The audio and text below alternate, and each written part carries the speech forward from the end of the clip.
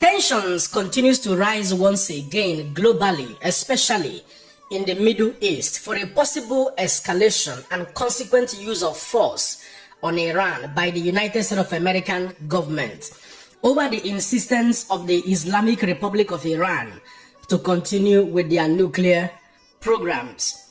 For the records, many of you can still recall in clarity that precisely in the month of June 2025, the United States of American government, under the leadership of Mr. Donald J. Trump, launched an attack at the uranium enrichment site in Iran in order to stop the Islamic Republic of Iran from pursuing a nuclear, warhead program, which, according to experts, Iran had succeeded in the enrichment of uranium at those locations up to about 60%, which is just few percentages away from having the capability of producing nuclear weapons.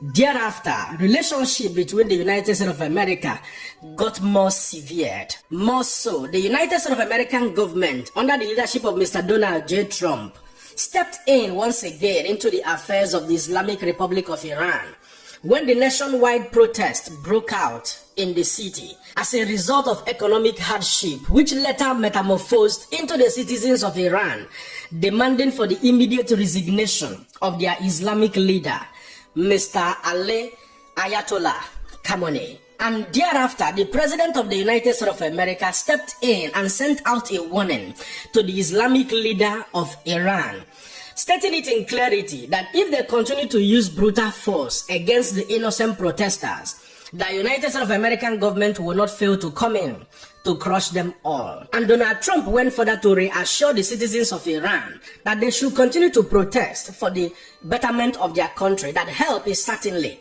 on its way coming. And furthermore, fast forward to the year 2026, negotiation has been on in order to bring both United States of American government and Iranian, political leaders to a roundtable discussion to have a peaceful negotiation on Iranian nuclear deal or nuclear program. And finally, it became a success that this, diplomatic discussion, or what you can call a peace talk, was held at the capital of Oman, Muscat. And according to relevant information on the internet space, such a talk between the United States of America and Iran became necessary in order to first of all address the mistrust between both nations and lay a foundation of a fresh negotiation that will be based on technical and diplomatic, discussions on how to reestablish relationship between both nations, but most importantly, having a roundtable, agreement on the nuclear program of Iran. This very section was held at Oman's capital, Muscat, which was championed or brokered by Omani Foreign Minister, Mr. Saeed.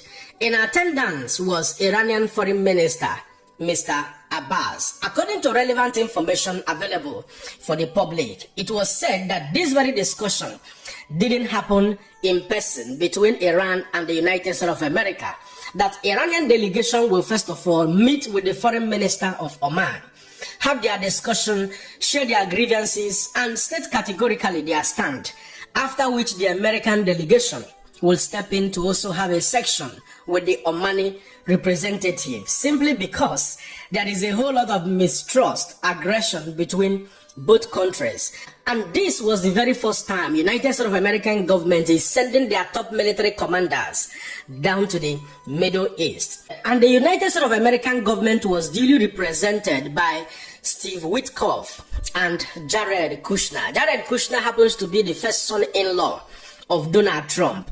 And these two gentlemen are United States of American special envoy, in the Middle East or to the Middle East. But one very significant, occurrence that took place today at that very, talk between United States of American government and Iran, which has continued to raise a lot of dust globally and, locally, is the presence of United States of American Navy Admiral Brad Cooper, who is the head of the United States of American Central Command. His presence, seeing him on his uniform, special uniform, was an indication or a confirmation that United States of American USS Abraham Lincoln aircraft carrier and other warships are already stationed at the Gulf coast of Oman in the Arabian Sea in preparedness for whatever that may happen the next minute or the next seconds as we speak. And why has this become a subject of discussion? It's simply because Donald Trump had maintained that they are in talks with Iran, that he hopes that they fashion out something beautiful, but that if they do, that there is likelihood that something bad will happen. Listen to Donald J. Trump. Right now we're talking to them, we're talking to Iran, and if we could work something out, that'd be great, and if we can't, probably bad things will happen. This information from Donald J. Trump was later buttressed further by the video clip that started trending from the United States of American press secretary, maintaining that Donald Trump is the commander-in-chief of the world's most powerful military. Mona, watch the video. The president has obviously been quite clear in his demands of the Iranian regime. Zero nuclear capability is something he's been very explicit about, and he wants to see if a deal can be struck. And while these negotiations are taking place, I would remind the Iranian regime that the president has many options at his disposal, aside from diplomacy, as the commander-in-chief of the most powerful military in the history of the world. Now, the bottom line here remains that everything is possible at this material time.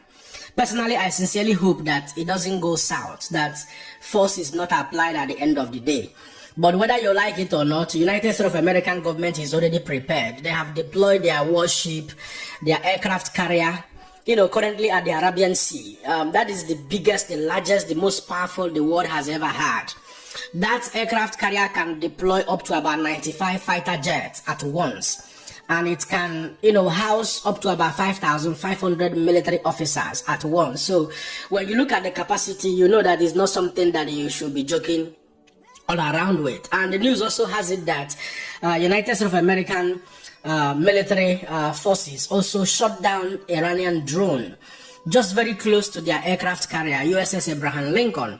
And later Iran, also was attempted to also stop or shoot down American flagship, just before this, talk with Iran on this day, Friday being the 6th day of February 2026.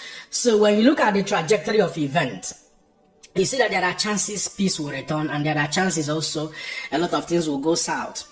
Iran is insisting on making progression with their nuclear program, which the United States of American government, under the leadership of Donald J. Trump, has said no to that categorically, that there is no discussion. News equally has it that both Egypt, Turkey, and Qatar has made some proposals to Iran to halt their nuclear program, send out all their enriched uranium out of Iran, and also say a no to ballistic missile programs and all of that. But Iran is saying that all of these are non-starters, that they are not giving up on their nuclear program, progression, that they will continue to work on that. Even the Russian president, under the leadership of Mr. Putin, has also offered to take in their enriched uranium. You know what I mean? So telling you that some of these countries are actually interested in Iran halting their nuclear program, even though some press statements, in the past from some of the Gulf nations, they were saying that any escalation from the United States of American government could trigger a regional war that may drag most of them into the war. You know what I mean? So it's a very dicey time in the history of mankind in 21st century. One of the peculiar reasons I could possibly point out in all of this, why Iran is insisting on building their own nuclear weapon, on a nuclear program, is simply to put their name on the sand of history as one of the countries that will be feared or dreaded. But if you begin to look at it from the rational, justifiable reasons with respect to mankind, nobody is praying for any third world war in this country. Nobody is praying for escalation that could cost human lives, close to what happened in Hiroshima and Nagasaki, in the 1940s. So I don't know why it becomes necessary. What if every countries of the world decide to build a nuclear weapon? It will become a disaster at the end of the day. You may begin to say that Iran have the power, they have the sovereignty to decide whether to build nuclear weapons or not. Just like we have differences in human emotions and humans, IQs and all of that, self-controls and, if nuclear weapons becomes available the way so many people are thinking about it, I'm just saying my opinion.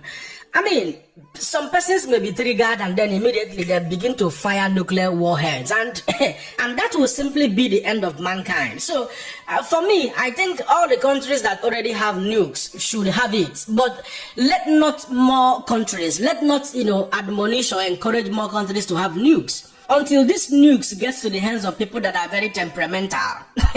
That is when you will understand why it is important to control who has what, when and how.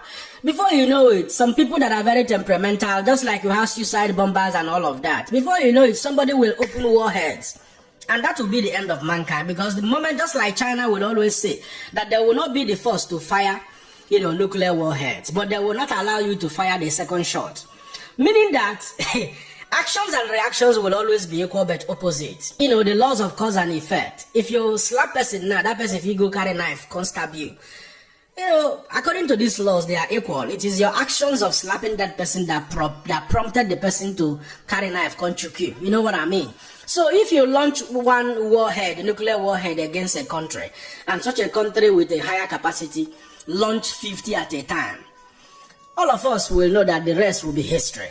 So for me, I pray that peace returns between a good discussion is agreed upon at the end of the day between Iran and the United States of America, so that these people can focus on, giving their citizens good governance instead of spending billions of dollars on building nuclear warheads, whereas why the citizens are suffering and dying of hunger. It does not make sense. You should first of all make your citizens happy before you begin to talk about building military capability, in my own opinion. You know what I mean? Well, at this point, I'll allow you guys to be the judge. Don't forget to let me know what you think in the comment section and share this video.